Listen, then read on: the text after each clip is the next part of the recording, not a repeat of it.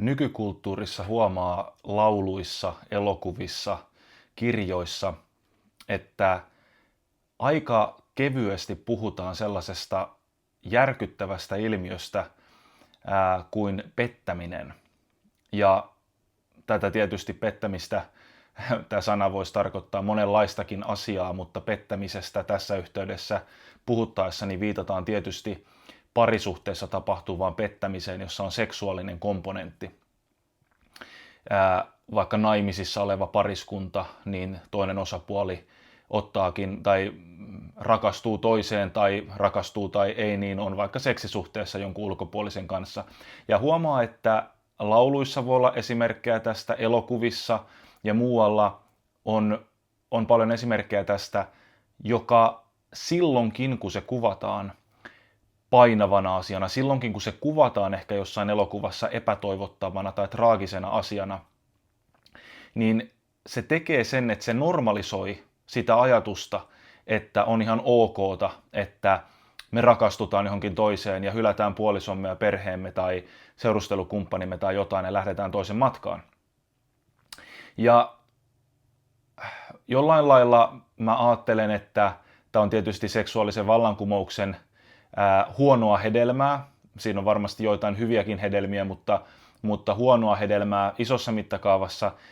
Niin mä jotenkin mietin, että kuinka hienosti jotkut kirjat vaan ennakoi näitä asioita.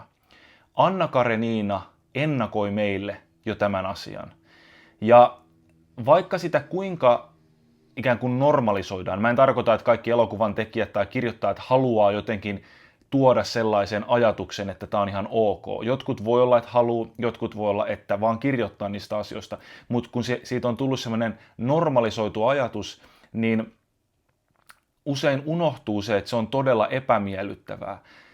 Ja jos joku haluaa todisteita, niin mä annan sulle yhden. Lue Anna Karenina, Leo Tolstoin kulttiteos.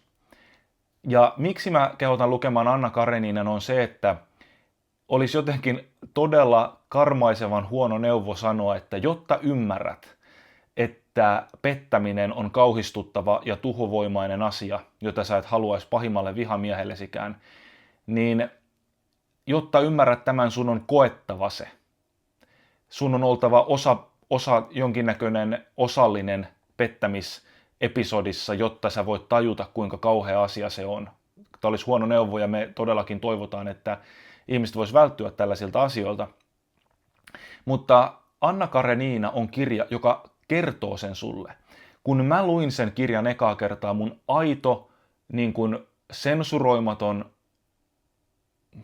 tunnetila sen kaiken jälkeen oli, että tuntui siltä, kun olisin ollut mukana aviorikoksessa, oikein pahanlaatuisessa pettämisessä. Semmoinen olo tulee. Ja mä joudun jo sanomaan asioita siitä kirjasta, ikävä kyllä teille, jotka ette ole lukenut, niin nämä on sitten paljastuksia, mitä te ette haluaisi kuulla. Sen takia, jos haluat lukea Anna Kareninan ja katsoa tämän videon vasta sitten, teen niin ja katkaisen videon katsominen nyt. En tietenkään paljasta koko kirjaa, mutta paljastan yhden pääosahenkilön tietynlaisen tarinan kulun, mitä siinä tapahtuu. Anna Karenina on naimisissa oleva nainen, jolla on hyvä vakiintunut perhe-elämä ja lapsi, jota hän rakastaa. Hän omaa flirttailu kevytkenkäisyyttään lopulta herättää erässä nuoressa miehessä ihastuksen tunteita, jotka tämä mies kohdistaa sitten Anna Kareninaan, ja tämä Anna itse, hänellä syttyy tunteet tätä nuorta miestä itseänsä selvästi nuorempaa miestä kohtaan. Ja sitten aikaa menee, mutta he lopulta aloittaa suhteen. Ja tämä Anna rakastuu niin voimakkaasti tähän mieheen, tähän Vronskiin, että hän päättää lopulta, että tämä romanttinen rakkaus on niin upea asia, niin tärkeä ja tavoiteltava asia, että mä oon valmis jättämään mun miehen ja myöskin mun lapsen. Ja lopulta sitten näin tapahtuu. Myöhemmin tapahtuu niin, että Anna ja tämä Vronski saa yhteisen lapsen, mutta Anna ei oikein meinaa löytää tunteita tätä heidän yhteistä lasta kohden. Ja se koko tarina, miksi se on mun mielestä niin erinomainen tarina, on se, että tavallaan siinä nähdään realistisesti se, että kun laitetaan niin kuin kaikki kortit, kaikki munat yhteen koriin, laitetaan kaikki kortit samaan peliin, että hei, tämä romanttinen rakkaus on mun elämän johtotähti ja mä oon valmis uhraamaan mitä tahansa sen eteen, koska se on niin arvokas. Ja huomioon, jos joku ajattelee, että onpa tyhmästi kirjoitettu kirja, että täytyykö sitä olla noin yksioikoinen ja yksisilmäinen, niin eikö tämä ole se, mitä meidän kulttuuri meille tuntuu kertovan?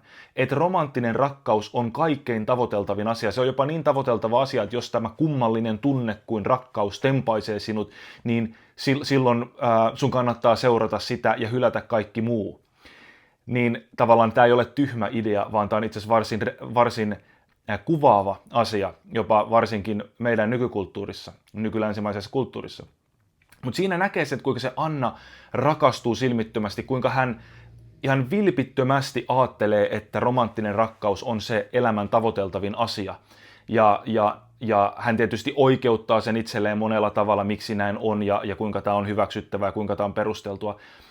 Hän lopulta alkaa ikään kuin tulee kateus, koska jos romanttinen rakkaus on koko elämä, niin heti kun se romanttisen rakkauden kohde tekee jotain muuta, käy muualla, vaikuttaa kiinnostuneelta jostain muusta kuin vain sinusta, niin siitä tulee välittömästi kateutta. Ja lopulta se johtaa siihen, että tämä Anna tulee kateelliseksi, kun tämä Vronski lähtee vaikka hoitamaan työtehtäviä jonnekin tai muuta. Tulee kateus ja mustasukkaisuus, ja joku taaskin voi sanoa, no joo, onpa se Anna tyhmä nainen, että eihän se nyt, että minkä takia olla noin niin kuin, miksi sitoa sitä toista puolta noin paljon ja miksi ei ota rennommia, vaan nauti elämästä ja muuta.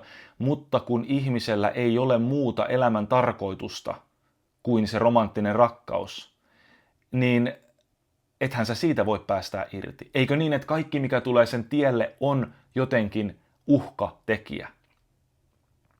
Ja tämän nyt monet kirjaa lukemattakin tietää, niin lopulta tämä kaikki päättyy sitten siihen, että tämä Anna lähtee tämän Vronskin perään etsimään Vronskia, haluaa löytää hänet, hän haluaa varmistua, että Vronski vielä rakastaa häntä. Ja koko ajan Vronski rakasti häntä, hänen niin kuin romanttiset tunteet vähän viileeni lopussa, mutta käytännössä katsoen se ei ollut missään kohtaan se ongelma, vaan se epäluottamus, joka tulee. Ja taaskin tässä tulee se, miksi on epäluottamusta? Siksi, koska Anna tietää, ja myöskin Vronski tietää.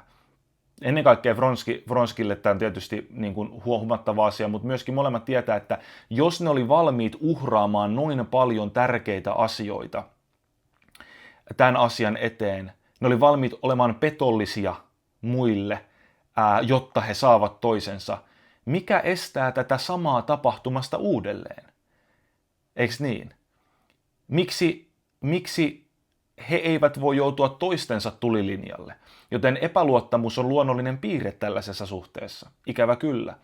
Ja mun mielestä se on todella, niin kuin, voisiko sanoa, se on tosi värikkäästi ja samalla realistisesti kuvattu siinä Tolstoin teoksessa. Ja sitten se päättyy, kun tämä Anna ei voi varmistua siitä, että rakastaako Vronski häntä todella. Hän lähtee, kun Vronski lähtee, muistaakseni, niin kuin äitimuoriansa tapaamaan ja katsomaan perhettään kotiin, niin Annan on pakko päästä Vronskin luokse ja hän sitten lähtee ja lopulta tämän reissun yhteydessä sitten on niin epätoivoinen ja tekee tulkintoja, mitkä ei ollut totta Vronskista, jotka ajaa Annan tekemään itsemurhan. Ja se päättyy siihen, että hän heittäytyy junan raiteille ja tappaa itsensä. Mielestäni tämä on nerokas kirja, että kukaan, joka lukee sen kirjan, ei voi sanoa, että tässä on jotain todella syvällistä oivallettu. Ja haluan kuulla siellä kommenttikentissä, että jos olet samaa mieltä, eri mieltä, jos tästä on jotain hyödyllistä, jos näet, että se kirja ei anna tällaista oppituntia, niin olisi kiva kuulla, miksi näin on. Mutta suosittelen lukea sen kirjan. Kukaan ei voi ainakaan lukea sitä kirjaa ja sanoa, etteikö se olisi vaikuttava ja juuri näihin edellä mainittuihin ajatuksiin liittyen niin kuin ajatuksia herättävä teos. Suosittelen sen takia sydämestäni lukemaan Anna Karenina teoksen, joka on mestarillinen kirja. Ja vaikka mä oon tässä kertonut nyt paljon siitä tarinasta, niin se on niin kuin, onko se 900 sivun pituinen teos, on niin paljon asioita, mitä mä en ole kertonut. Kokonaan tämän toisen pääosahenkilön Levinin tarinaa mä en ole mitenkään koskenut ja kertonut, joka on itsessään kirjanarvoinen. joten suosittelen tutkailemaan Anna Kareninaa, tutkailemaan siitäkin huolimatta, että me emme tiedä, oliko Leo Tolstoilla ajatus tuoda joku tällainen moraalinen näkökulma, mistä mä juuri nyt puhuin. Se ei ole tarpeellista tietää, oliko tämä Tolstoin pointti, mutta se on semmoinen pointti, mikä minulle välittyy tästä teoksesta. Joten suosittelen perehtymään tähän klassikoteokseen.